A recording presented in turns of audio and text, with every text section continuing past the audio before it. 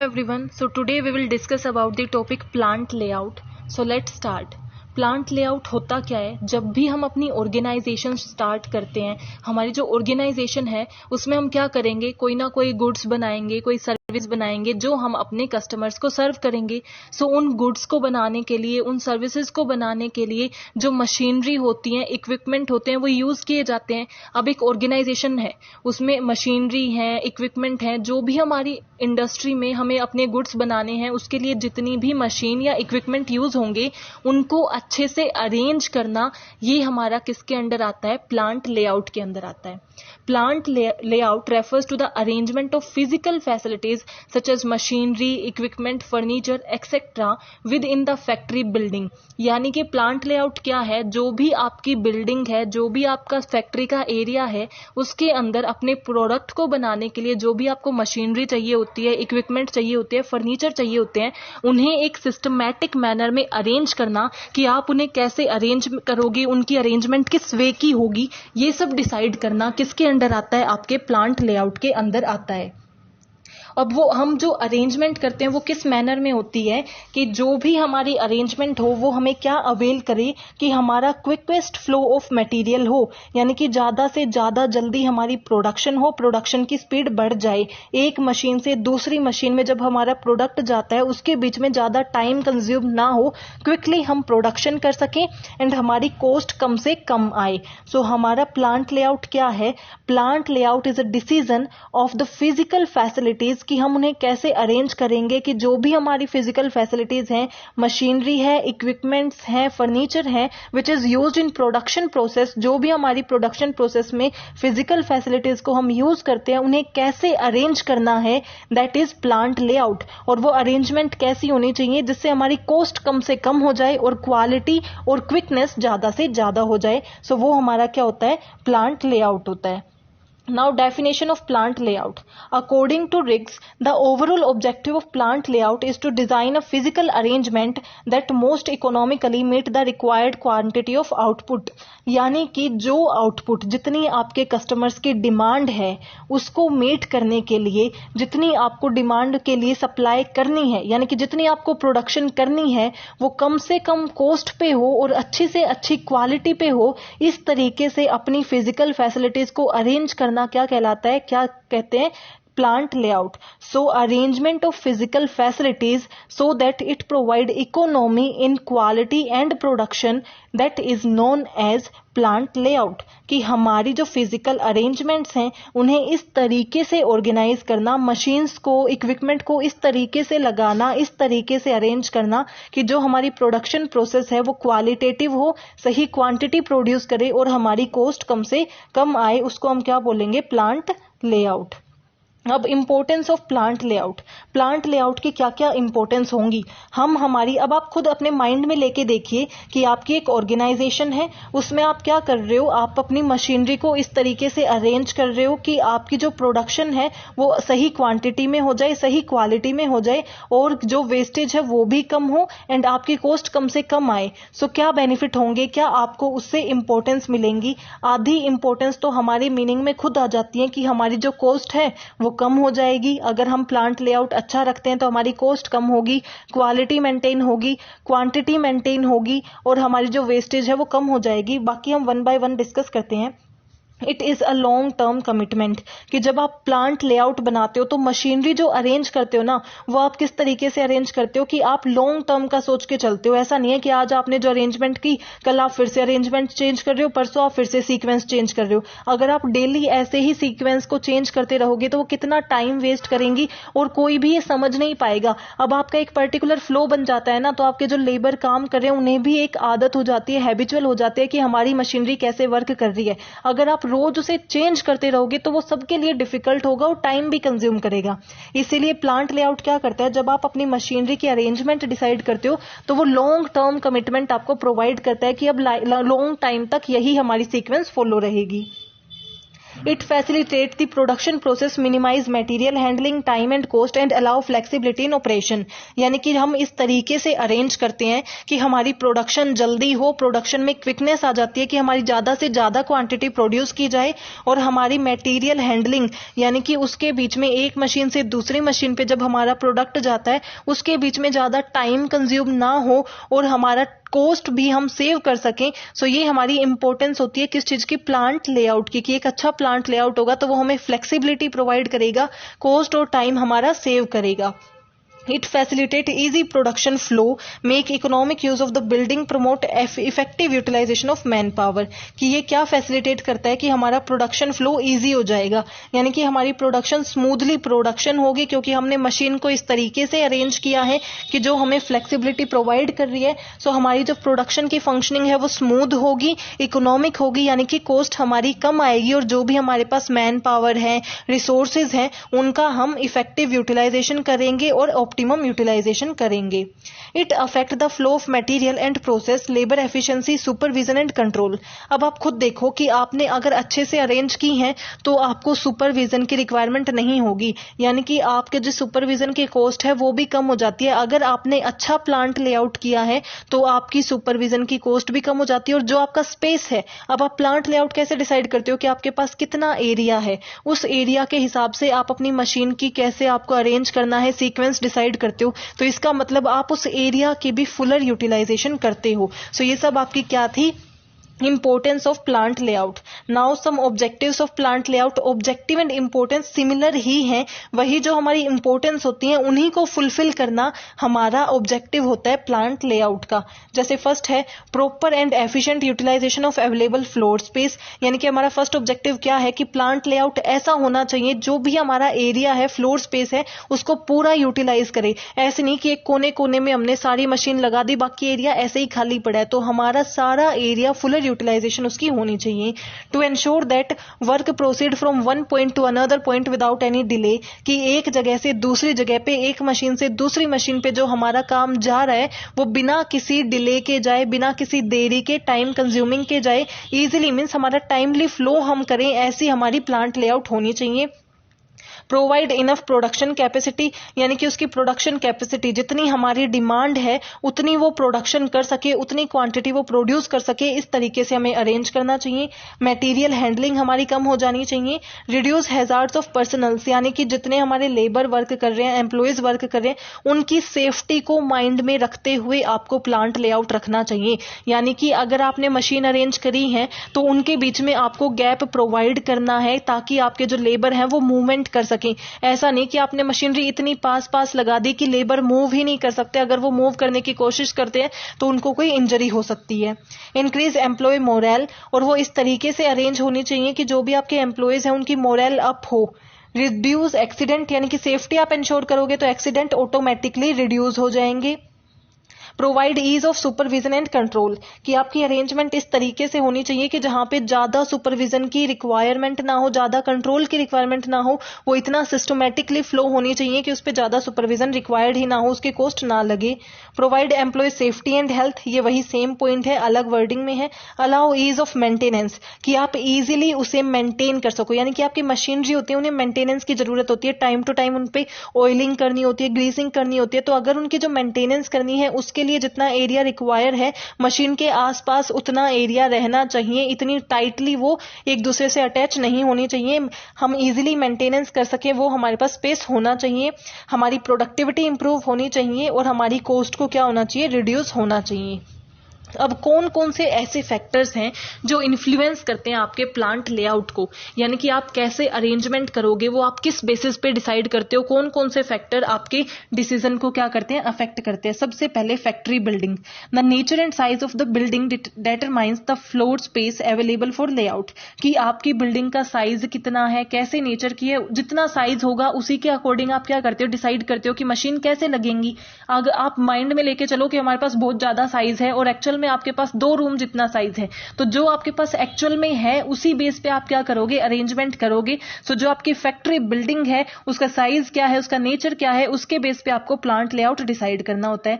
Then nature of product, कि आपके product का नेचर कैसा है, आपका कैसा प्रोडक्ट है, कस्टम मेड प्रोडक्ट है तो आप क्या यूज करोगे उसके लिए, प्रोसेस लेआउट ज़्यादा अप्रोप्रिएट मानोगे। यानी कि जब आपके कस्टमर्स बताते हैं कि हमें ऐसा प्रोडक्ट चाहिए, उसके बाद आप बना रहे हो, यानी कि आप क्या कस्टमाइजेशन प्रोवाइड कर रहे हो, सो तब हमें क्या यूज़ करना चाहिए, प्रोसेस लेआउट। अगर हम यूनिफॉर्म प्रोडक्ट यानी कि सेम प्रोडक्ट सभी कस्टमर को प्रोवाइड कर रहे हैं, कस्टमाइजेशन प्रोवाइड नहीं कर रहे, सो हम क्या प्रोडक्ट लेआउट को यूज़ कर सकते हैं। अब आपके लिए ये दोनों टर्म डिफरेंट है कि प्रोडक्ट लेआउट और प्रोसेस लेआउट होता क्या है। सो आगे जब हम टाइप करेंगे इसी वीडियो में तो आपको समझ आ जाएंगे कि वो क्या होते हैं। सो हम नेचर ऑफ प्रोडक्ट के अकॉर्डिंग डिसाइड करते हैं कि अपना प्रोडक्ट लेआउट क्या होगा। देन प्रोडक्शन प्रोसेस, कि आपकी प्रोडक्शन प्रोसेस कितनी लंबी है, कितनी मशीन उसके अंदर यूज होती हैं, क्या क्या चीजें उसके अंदर रिक्वायर हैं। अगर एक प्रोडक्ट को बनाने के लिए हमें बहुत लंबी प्रोसेस को करना होता है तो उसके अकॉर्डिंग हम उसकी सीक्वेंस डिसाइड करते हैं। और अगर हमें 2-4 मशीन की ही जरूरत है जो भी रिपीटिवली काम करती हैं, तो उसके अकॉर्डिंग हम डिसाइड करेंगे कि हमारी प्रोडक्शन प्रोसेस क्या है, उसके अकॉर्डिंग हम अरेंजमेंट करते हैं।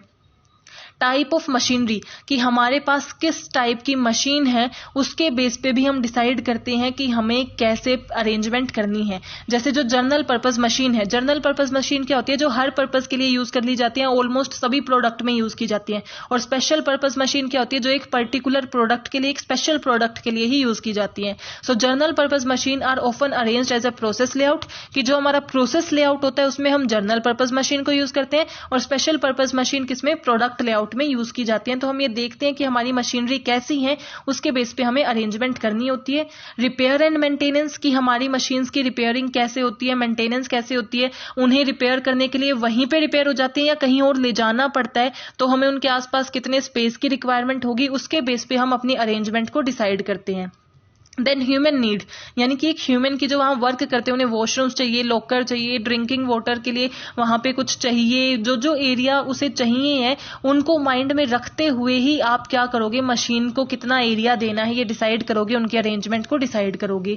प्लांट एनवायरमेंट, आपका प्लांट कैसा है, उसमें हीट कितनी है, लाइट कितनी होती है, नॉइज कितना आता है, एयर कितनी कहाँ से आती है, वेंटिलेशन कितना है, उसके अकॉर्डिंग आप डिसाइड करते हो ताकि आप सेफ्टी प्रोवाइड कर सको। जो आपका प्लांट लेआउट है वो पूरी चीज आपके पूरे प्लांट के एनवायरनमेंट को, उसके स्पेस को माइंड में रख के ही किया जाता है, ताकि आपके जो एफिशिएंटली वर्क भी हो सके एज वेल एज आपके लेबर को सेफ्टी भी प्रोवाइड की जा सके। एंड देन मैनेजमेंट पॉलिसीज, कि आपकी ऑर्गेनाइजेशन की, आपकी इंडस्ट्रीज की पॉलिसीज क्या है, आपको कैसी क्वालिटी प्रोवाइड करानी है, कितने एम्प्लॉय आपको रखने हैं, कितना साइज रखना है, उस चीज को माइंड में रखते हुए ही, यानी कि हमारी अरेंजमेंट ऐसी ही होनी चाहिए जो हमारी क्वालिटी के साथ कोई कॉम्प्रोमाइज ना करे, हमारी पॉलिसी के साथ कोई भी कॉम्प्रोमाइज ना करे। इन सब चीजों को माइंड में रखते हुए हमें क्या करना होता है, प्लांट लेआउट डिसाइड करना होता है। Now principles of plant layout, plant layout के क्या क्या प्रिंसिपल हैं, सबसे पहले जो हमें फॉलो करने होते हैं, सबसे पहले हमारा प्रिंसिपल ऑफ मिनिमम मूवमेंट, कि हमारी अरेंजमेंट ऐसी होनी चाहिए कि हमें मूवमेंट कम से कम करना पड़े, वो ऑटोमेटिकली वर्क करे। प्रिंसिपल ऑफ फ्लो, यानी कि हमारा प्लांट लेआउट ऐसा हो जिसमें स्मूथ फंक्शनिंग हो, प्रोडक्शन स्मूथली फ्लो करे।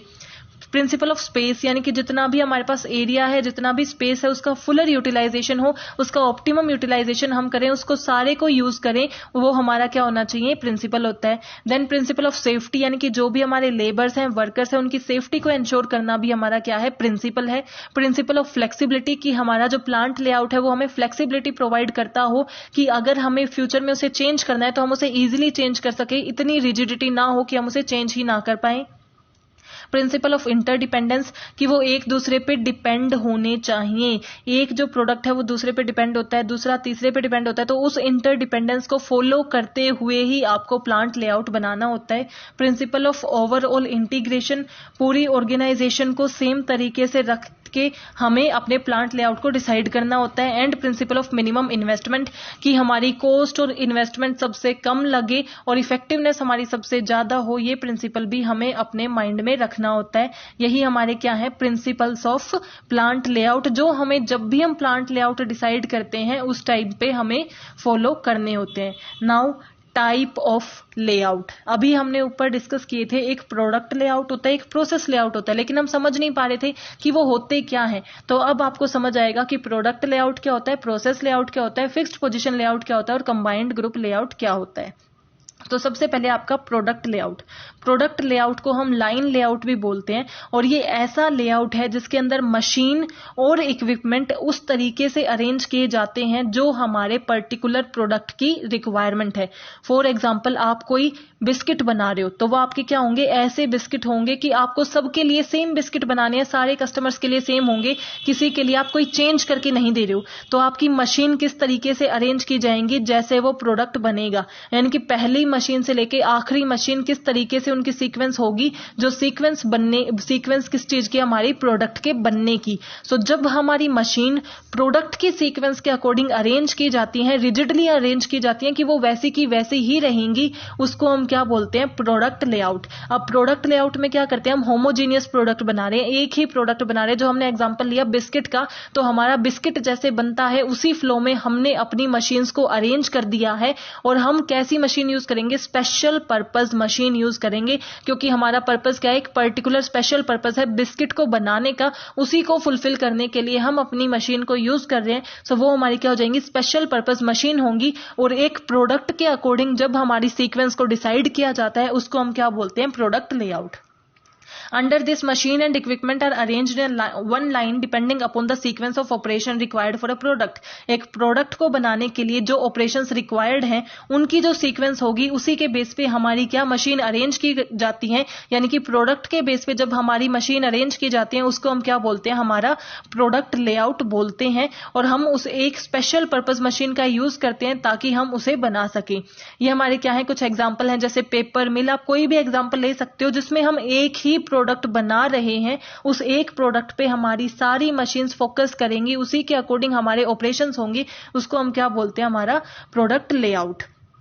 तो उसी के अकॉर्डिंग हम चलेंगे। ये हमारा जैसे एग्जांपल है कि हमारी क्या है, ये एक लाइन आपको दिख रही है ना, यानी कि सिर्फ एक लाइन को हम फॉलो करेंगे, उसमें और कोई प्रोडक्ट नहीं बनेगा, कोई और प्रोसेस नहीं आएगी, सिर्फ एक प्रोडक्ट की प्रोसेस को हम फॉलो करते हुए अपना प्रोडक्ट बनाते हैं। जैसे ये है इनपुट और आउटपुट, उसके बीच में जो भी हमारी प्रोसेसिंग होती है वो एक लाइन के थ्रू चलेगी, यानी कि एक प्रोडक्ट को माइंड में रखते हुए बनाई जाएगी, सीक्वेंस डिसाइड की जाएगी, उसको हम क्या बोलते हैं, प्रोडक्ट लेआउट। अब इसके एडवांटेजेस क्या होंगी, low cost of material handling, कि जब हमारी मशीन एक सीक्वेंस में लगा दी गई है और वो एक ही चीज पे वर्क कर रही है तो आपका टाइम ज्यादा वेस्ट नहीं होगा और मटेरियल हैंडलिंग ज्यादा नहीं होगी, आपका मटेरियल एक मशीन से दूसरी मशीन पे इजीली ट्रांसफर हो जाएगा। स्मूथ और अनइंटरप्टेड ऑपरेशन होगा, क्योंकि और कोई प्रोसेस उसके बीच में डिस्टर्बेंस क्रिएट नहीं करेगी, सिंगल एक लाइन फ्लो करेगी। सो आपका क्या होगा, स्मूथ और अनइंटरप्टेड ऑपरेशन होंगे।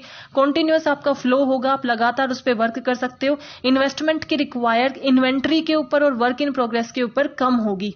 आपका फ्लोर का स्पेस आप ऑप्टिमम यूटिलाइजेशन कर रहे हो, आपका जितना भी स्पेस था आपने अच्छे से उनको अरेंज किया होगा। प्रोसेसिंग टाइम कम होगा, क्योंकि एक मशीन से दूसरी मशीन में डायरेक्टली जाएगा, कोई और काम बीच में नहीं हो रहा है, कोई और प्रोडक्ट बीच में नहीं आ रहा है, तो आपका जो प्रोसेसिंग टाइम है वो क्विक हो जाएगा और वेस्टेज टाइम की नहीं होगी।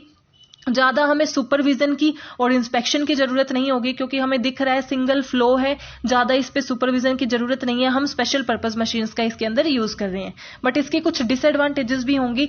जैसे डिसएडवांटेजेस में क्या है कि जब हमारी ये सारी मशीन्स हम लेके आएंगे प्रोडक्ट के अकॉर्डिंग, सो जो हमारी इनिशियल कैपिटल इन्वेस्टमेंट होगी वो बहुत ज्यादा होगी, उस पर हमें ज्यादा कॉस्ट लगेंगी। ओवरहेड चार्जेस ज्यादा आएंगे कि अगर मशीन खराब हो जाती है तो हम उसको जो ठीक कराएंगे वो चार्जेस ज्यादा होंगे। और अगर हमारा सबसे बड़ा ड्रॉबैक क्या है कि इस फ्लो के अंदर एक भी मशीन अगर खराब हो गई तो सारी प्रोसेसिंग रुक जाएगी, क्योंकि एक पर्टिकुलर मशीन एक पर्टिकुलर लाइन के अकॉर्डिंग डिसाइड है। अगर लाइन में बीच में एक भी गैप आ जाता है तो वो पूरी प्रोसेसिंग रुक जाती है, इसीलिए आपकी थोड़ी कम फ्लेक्सिबल है। अब हमारे क्या है, second process layout. Product layout से आपको समझ में आया कि जब आप एक प्रोडक्ट के अकॉर्डिंग लेआउट डिसाइड करते हो तो वो आपका क्या हो जाता है, प्रोडक्ट लेआउट। प्रोसेस लेआउट का मतलब क्या होता है कि जब हम नंबर ऑफ प्रोडक्ट को अपने माइंड में रखते हैं। प्रोडक्ट लेआउट में हम एक प्रोडक्ट के अकॉर्डिंग अपनी प्रोसेस को, अपनी मशीन्स के अरेंजमेंट को डिसाइड करते हैं। लेकिन प्रोसेस लेआउट में हम क्या करते हैं, जो हर प्रोडक्ट के लिए कोई ना, जैसे एक कॉमन मशीन नहीं होती कि जो हर एक पैकेजिंग की मशीन है वो हर प्रोडक्ट के लिए चाहिएगी, अगर हमारी ग्राइंडिंग मशीन है वो हर प्रोडक्ट के लिए चाहिएगी, तो जब हमारी जो कॉमन मशीन है उनकी प्रोसेस के अकॉर्डिंग जब हम अरेंज कर देते हैं ताकि एक से ज्यादा प्रोडक्ट उस पर बनाए जा सके, उसको हम क्या बोलते हैं, process layout. In this type of layout machine of similar type यानी कि सेम टाइप की मशीन जो आसपास वर्क करती है, यानी कि जब प्रोडक्ट खत्म हो जाता है उसके बाद उसकी पैकेजिंग होती है, तो पैकेजिंग के जो मशीन होगी वो लास्ट मशीन के पास होगी, देन हमारी रॉ मटेरियल की ग्राइंडिंग मशीन उसके पास होगी। सो मशीन्स जो सेम है एक जैसी आसपास अरेंज कर दी जाती हैं ताकि डिफरेंट डिफरेंट प्रोसेसेस एक ही टाइम पे उस पे परफॉर्म की जा सके, ताकि नंबर और वैरायटी ऑफ प्रोडक्ट प्रोड्यूस किए जा सके, उसको हम क्या बोलते हैं, प्रोसेस लेआउट।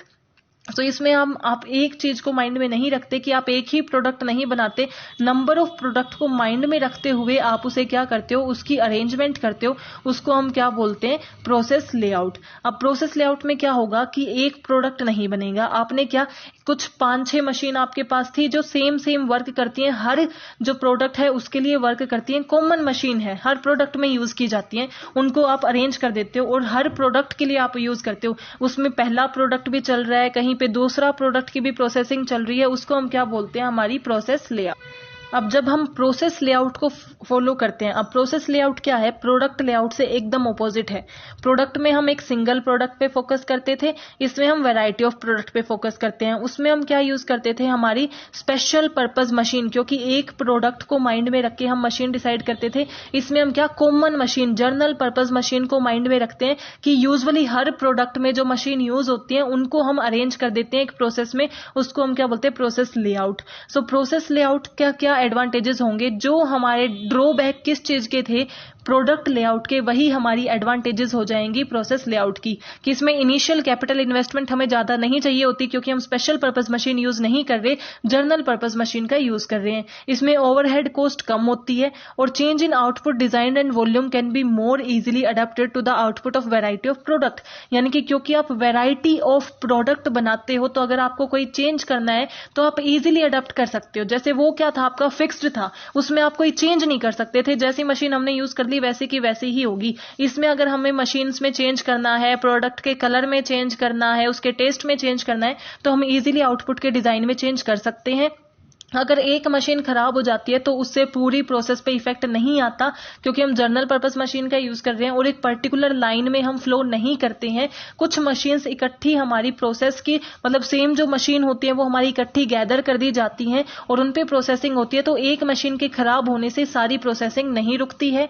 इसमें सुपरविजन क्या है, ज्यादा इफेक्टिव और स्पेशलाइज्ड चाहिए होता है और ये हमें ज्यादा फ्लेक्सिबिलिटी प्रोवाइड करनी होती है कि अगर हमें चेंज करना है तो हम इजीली चेंज कर सकते हैं, मशीन की पोजीशन भी हम इजीली चेंज कर सकते हैं, वो रिजिडली डिफाइन ये नहीं होती। इसके डिसएडवांटेजेस क्या होते हैं कि इसमें मटेरियल हैंडलिंग ज्यादा आएंगी क्योंकि 2 से ज्यादा 3 से ज्यादा प्रोडक्ट बन रहे हैं, तो ऐसा हो सकता है कि जब एक मशीन पे दूसरा प्रोडक्ट है तो पहले प्रोडक्ट को वेट करना पड़े, सो उस टाइम पे हमारा डिले हो सकता है, मटेरियल हैंडलिंग की कॉस्ट आ सकती है। हमें ज्यादा स्किल्ड लेबर की रिक्वायरमेंट होगी क्योंकि एक सिंगल लाइन वर्क नहीं कर रही, नंबर ऑफ प्रोसेसेस एक ही टाइम पे वर्क करेंगी तो आपको स्किल्ड लेबर चाहिएंगे और प्रोडक्शन के टाइम पे गैप हो सकता है, टाइम गैप आ सकता है क्योंकि डिले होता है। Work in progress inventory is high, क्योंकि वर्क इन प्रोग्रेस ज्यादा इसीलिए रहेगा क्योंकि हम वैरायटी ऑफ प्रोडक्ट बना रहे हैं। अगर हम एक प्रोडक्ट पे फोकस करते हैं तो सारी मशीन उसी पे फोकस करेंगी, लेकिन इसमें हम डिफरेंट प्रोडक्ट बना रहे हैं तो इसीलिए वर्क इन प्रोग्रेस ज्यादा रहता है और इसमें सुपरविजन और इंस्पेक्शन की कॉस्ट ज्यादा आती है, उस पर ज्यादा हमें फोकस करना होता है क्योंकि हमारी वेरियस प्रोसेसेस हैं तो हमें उस पर ज्यादा ध्यान देना होता है। फिक्स्ड पोजीशन क्या होता है, जो भी हम घर बनाते हैं, बिल्डिंग बनाते हैं, ये सब हमारे फिक्स्ड पोजीशन लेआउट के एग्जांपल हैं। यानी कि जहां पे आपको घर बनाना है वो स्पेस तो कहीं पे उठ के किसी के पास जाएगा नहीं, जो भी लेबर है, एम्प्लॉयज हैं, कंस्ट्रक्शन का वर्क है, सीमेंट है, जो भी रिक्वायरमेंट है सारी उस फिक्स्ड पोजीशन पे लेके आनी पड़ेगी, वहां पे हमें अरेंजमेंट करनी पड़ेगी, उसको हम क्या बोलते हैं, fixed position layout. In this type of layout the major product being produce is a fixed at one location. यानी कि जो प्रोडक्ट बनेगा, जैसे आपको घर बनवाना है तो वो एक फिक्स्ड लोकेशन पे बनेगा, कोई बिल्डिंग बनवानी है, डैम बनवाना है, फ्लाईओवर बनवाना है, सो उसकी एक फिक्स्ड लोकेशन होगी, जो भी रिसोर्सेज हैं, कंपोनेंट्स हैं, वो उस लोकेशन पे लाए जाएंगे और अरेंज किए जाएंगे, उसको हम क्या बोलते हैं, fixed location layout. Equipment, labour and components are moved to that location. यानी कि वो लोकेशन तो कहीं पे जाएगी नहीं, आपको अपने इक्विपमेंट्स वहां पे लेके जाने होंगे, लेबर को वहां ले जाना होगा। All facilities are brought and arranged around one work centre, कि वहां पे आपको अरेंज करनी होती है और वहां पे आपको अपने गुड को प्रोड्यूस प्रोड्यूस करना होता है उसको हम क्या बोलते हैं, फिक्स्ड पोजीशन लेआउट, जिसका सबसे बड़ा एग्जांपल है कि हम हाउस बिल्डिंग बनाते हैं, हाउसेस बनाते हैं, डैम बनाते हैं, ये सब किसके एग्जांपल हैं, फिक्स्ड पोजीशन के एग्जांपल हैं। इसके एडवांटेजेस क्या हैं, it save time and cost involve in the movement of work from one work station to another, कि एक वर्क स्टेशन से दूसरे जाने पर जो टाइम लगता है वो यहाँ नहीं लगेगा, क्योंकि हर चीज एक फिक्स्ड पोजीशन पे होगी, सभी वहीं पे गैदर्ड होंगे, तो ये टाइम को सेव करता है। The layout is flexible as change in job design and operation sequence can be easily incorporated, कि यहाँ पे जो हमारा लेआउट होता है ना वो ज्यादा फ्लेक्सिबल होता है, हमारे पास ज्यादा फ्लेक्सिबिलिटी होती है। जैसे जब हम घर बनाते हैं तो हमारे पास जो एरिया होता है हम उसे अपने अकॉर्डिंग यूटिलाइज करते हैं, जहां हमें मशीन रखनी है, जहां हमें सीमेंट रखनी है, जहां पे हमें ब्रिक्स रखनी है, हम अपने अकॉर्डिंग उसे फ्लेक्सिबली यूज करते हैं। It is more economical when several orders in different stages of process are being executed simultaneously, कि एक ही लोकेशन पे है, सारी चीजें वहीं गैदर की हुई है, तो साइमल्टेनियसली एक ही टाइम पे हम डिफरेंट वर्क कर सकते हैं। यानी कि एक बार हम नीचे का काम भी कर रहे हैं, हम दूसरे फ्लोर पे भी काम कर रहे हैं, हम मींस गेट लगाने का भी काम कर रहे हैं, हम अपनी कारपेंटिंग का भी काम कर रहे हैं, सारे काम हम डिफरेंट वर्क साइमल्टेनियसली एक ही टाइम पे परफॉर्म कर सकते हैं, क्योंकि हमारी फिक्स्ड लोकेशंस होती हैं और वहीं पे हमारे सारे जो लेबर्स हैं वो गैदर होते हैं। Adjustment can be made to meet shortage of material और absence of worker by changing the sequence of operation, कि मान लो एक दिन वर्कर नहीं आ पाते या फिर एक दिन आपके पास कोई मटेरियल नहीं है, तो आप एडजस्ट कर सकते हो। एडजस्टमेंट क्या हो सकती है कि उसकी जगह आप आज दूसरा काम कर रहे हो, क्योंकि सारी फैसिलिटीज आपको कहीं पे एक फिक्स्ड पोजीशन पे ही अवेलेबल होती है, आपको कहीं से मंगानी नहीं पड़ती। अगर एक फैसिलिटी उस टाइम अवेलेबल नहीं है तो आप अपना वो टाइम दूसरी फैसिलिटी को दे सकते हो। और डिसएडवांटेजेस क्या होंगी, आपका production period being very long, लेकिन आपको जो प्रोडक्शन लगेगी, क्योंकि ये हमेशा आपके बिग प्रोजेक्ट के लिए ही फिक्स्ड लोकेशन यूज की जाती है, तो इसमें ज्यादा टाइम लगता है, कैपिटल इन्वेस्टमेंट बहुत ज्यादा होती है। मींस आपको सीमेंट चाहिए, ब्रिक्स चाहिए, एक हाउस कंस्ट्रक्शन में ही कितनी लग जाती है, सो ये भी उसमें बहुत ज्यादा टाइम लगता है। मींस आपकी लॉन्ग होती है, लेंथी प्रोसीजर होता है और कैपिटल इन्वेस्टमेंट होती है। Very large space is required, और उसके लिए आपको स्पेस भी ज्यादा चाहिए। एक स्मॉल स्पेस पे आप फिक्स्ड लोकेशन परफॉर्म नहीं कर सकते, क्योंकि सारी चीजें एक ही जगह गैदर होंगी, तो उन्हें अच्छे से ऑर्गेनाइज करने के लिए आपको स्पेस भी ज्यादा चाहिएगा। और जब हमारे डिफरेंट एज हमने बोला कि बहुत से एक ही लोकेशन पे हम बहुत से काम साइमल्टेनियसली परफॉर्म कर सकते हैं, तो आपके माइंड में कंफ्यूजन आ सकता है, कन्फ्लिक्ट ये क्रिएट कर सकता है। नाउ अब हमारे जो लास्ट रहता है वो है कंबाइंड और ग्रुप लेआउट। कंबाइंड और ग्रुप लेआउट क्या है, जब हमने अपने ऊपर जो 3 डिस्कस किए हैं, प्रोसेस लेआउट, प्रोडक्ट लेआउट और फिक्स्ड लोकेशन लेआउट, जब हम इनमें से किन्हीं दो को इकट्ठा कंबाइन कर देते हैं कि हम प्रोडक्ट लेआउट भी फोकस कर रहे हैं एंड प्रोसेस को भी फॉलो कर रहे हैं, या फिर हम प्रोडक्ट और फिक्स्ड लोकेशन दोनों पे फोकस कर रहे हैं, सो जब हमारे 2 लेआउट कंबाइन कर दिए जाते हैं उसको हम क्या बोलते हैं, कंबाइंड और group layout. Certain manufacturing unit में रिक्वायर ऑल 3 प्रोसेस, नेमली कि कुछ ऐसी होती हैं जिनको सारी प्रोसेस करनी होती है, मास प्रोडक्शन भी करनी होती है, कस्टमाइज प्रोडक्ट भी प्रोवाइड करने होते हैं, सो वो क्या है, अकेले एक लेआउट से काम नहीं चलाती, वो 2 या 3 लेआउट यूज करती हैं, सो वो लेआउट क्या होते हैं, हमारे combined layout. So I hope you are clear with this topic. If you have any doubt please mention in comment section. Thank you, keep supporting.